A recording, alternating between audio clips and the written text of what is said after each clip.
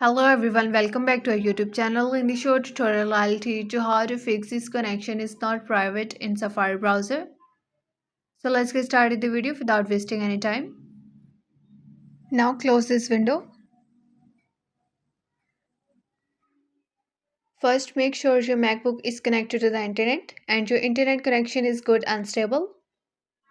After that, go to the Apple menu in the top left corner of the screen.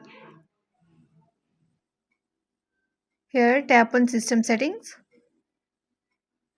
Here, make sure you are already on General. Click on Date and Time. Here, turn on the toggle for set time and date automatically.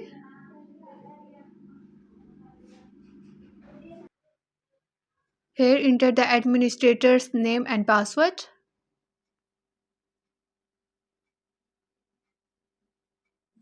Now make sure that the time zone is correct here. If the time zone is not correct, enter your correct time zone here.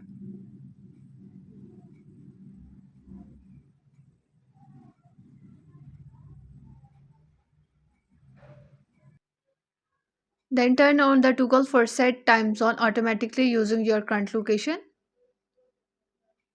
After doing this process, now go to the Safari browser and check your problem is resolved or not.